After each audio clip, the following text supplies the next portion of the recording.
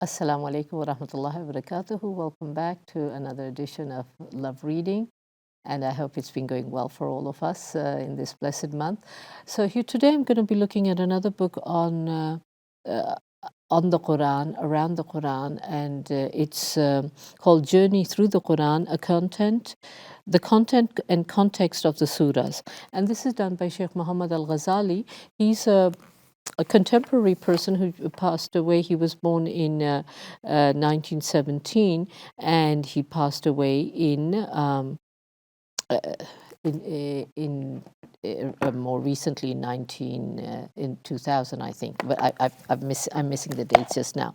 But anyway, this book of his is published in 1998. He's an Egyptian Arab scholar, and it is translated by Aisha Bewley. She, in her own rights, has done wonderful works, many translations, but also translated the Quran in her own rights. And the publication is in 1998 is by Darut Taqwa, and another good publishing house.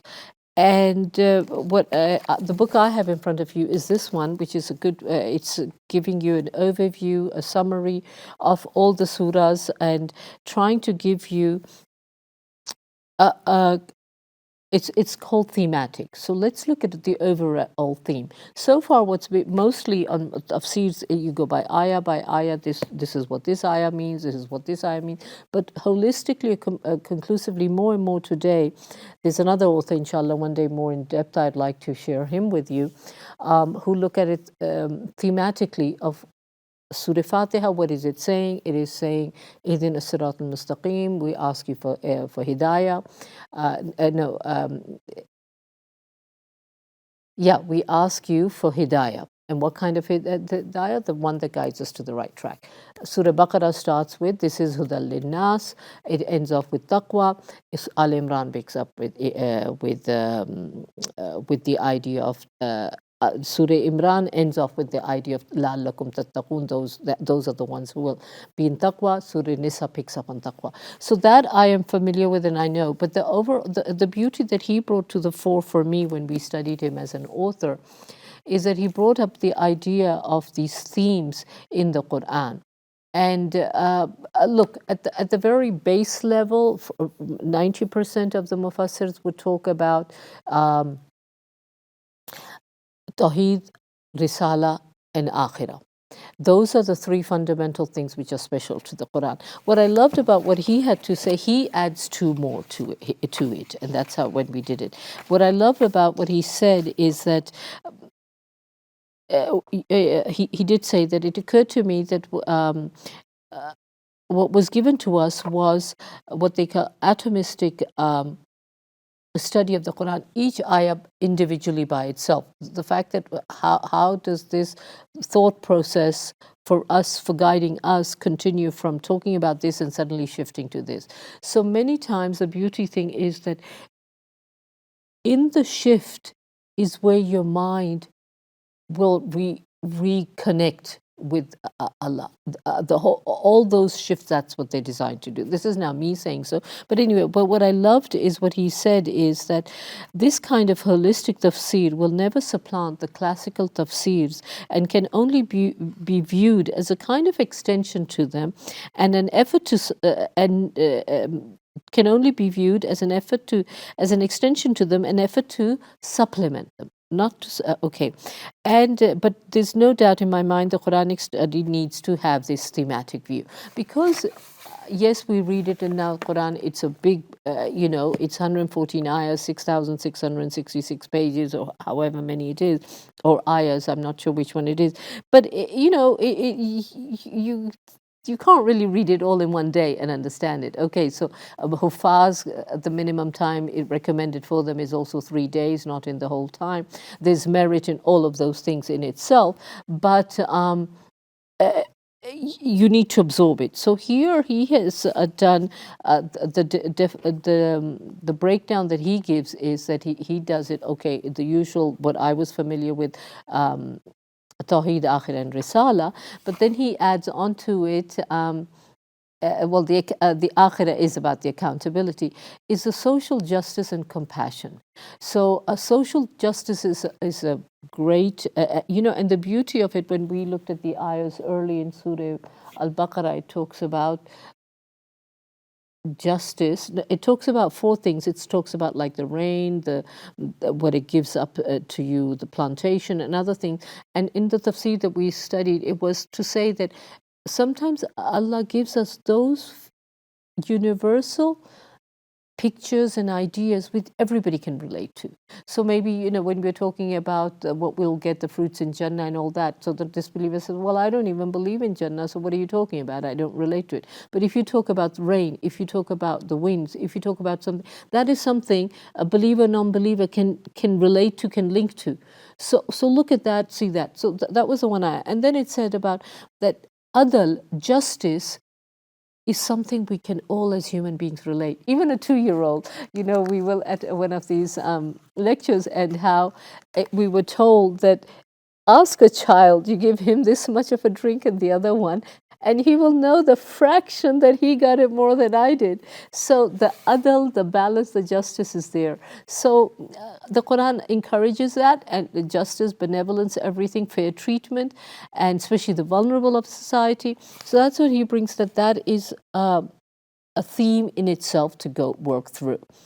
And the other theme he talks about is okay, the prophethood and messengers, you can talk about it as history of what you're supposed to get from them, and then the guidance that you get and the laws that you get of what is ethical behavior, what is the legal guidelines, who you can marry, who you can't marry, and many things of that sort.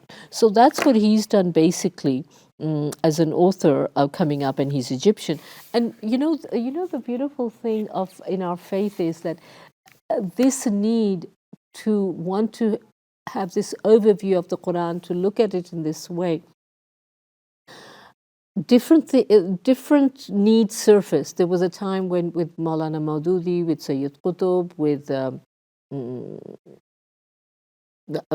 Sayyid Qutb and Sayyid Nursi, the Egyptian, he's known as Badiou Zaman, Sayyid Nursi.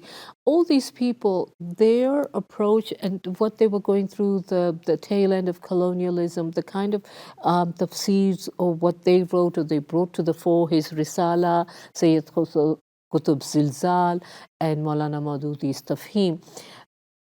There was something common thread of making sense of giving the Quran in a way that makes sense for people, for the political situation around them. Then now came, this is a 1998 publication, if I'm not sure. Now that we are past the post-colonial, we want to have a look at Quran in a more organic way. When people tell us, oh, but it doesn't make sense, it jumps from subject to subject, they're able to look at it. So Muhammad al-Ghazali is one of those who looks at it thematically. Then there are others as well. And inshallah, one day I'd like to go through those as well. But what this does is that they give you broad themes. So of course, social justice is something we can all really relate to. The idea of history, the prophets, that is something we can relate to. And the whole purpose of Allah sending us on earth is that I did not create you illa liya'budun, other than to worship me. And then by that he said, and I will give you. And he said to Adam that if a guidance comes to you, be sure to take it. So guidance is something, is the first thing that we need, the first or the last or whatever else you said. But it's key to our living in life, whether it's a roadmap, for everything. For those of us who don't cook very well, you open the recipe, that's your map. If you don't know the way from A to Z, you open the map. Even when you go on Hajj and Umrah, you have the book. Now what do I do? First I do the say, or first I do the first tawaf, then I do the say, then I get my hair cut, then whatever. There's always guidance. Guidance is all about life. With children, the moment our species, that our child is the one that has to be groomed, has to be fed, has to grow up. It's only after 2 years something penetrates, and then he has to be guided at every level. And whereas, a baby sheep, a kid or something just born and it just starts walking, whatever. We're not getting into this. But basically, in bringing how he does the themes of the Quran, of the comprehensiveness. So extract, when we looked at T.B. Irving and the anthology of what is good for you, we bring a lot of factors, of family, of other things, but a lot can fall under, according to Sheikh Muhammad al-Ghazali, not to be confused with Imam Ghazali of many years ago, who did Ihya Ulumuddin.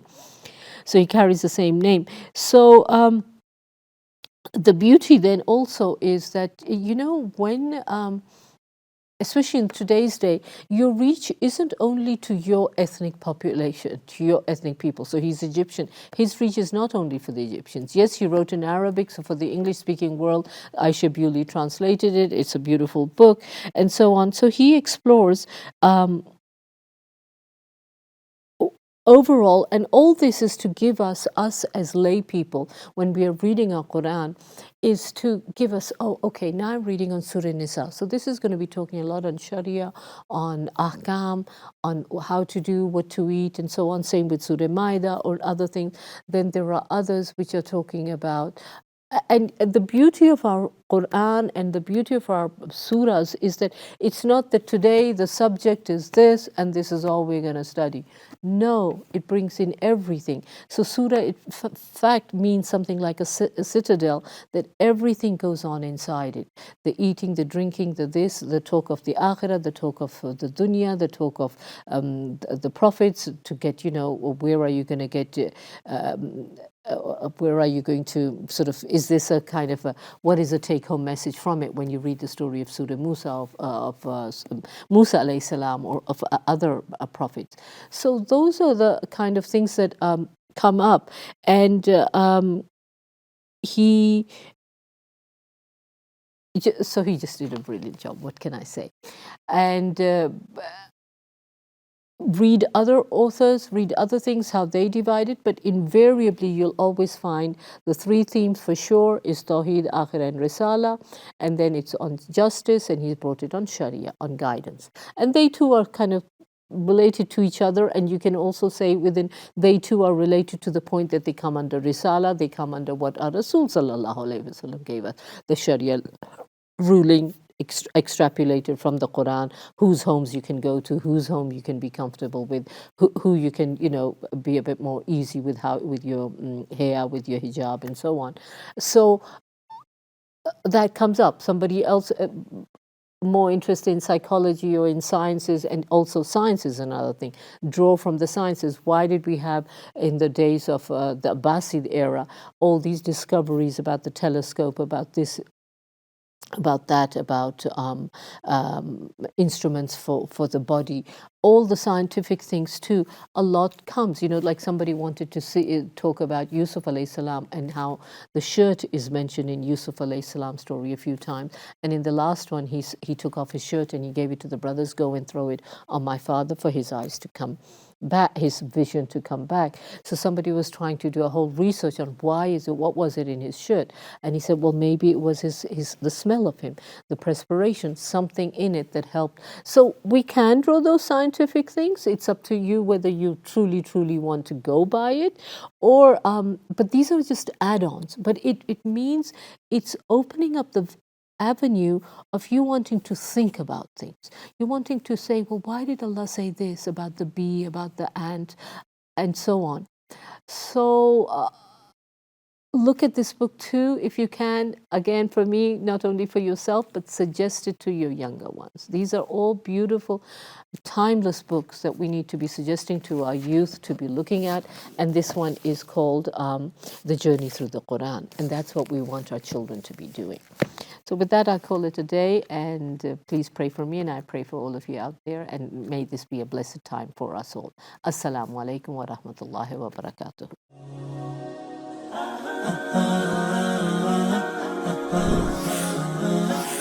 ah.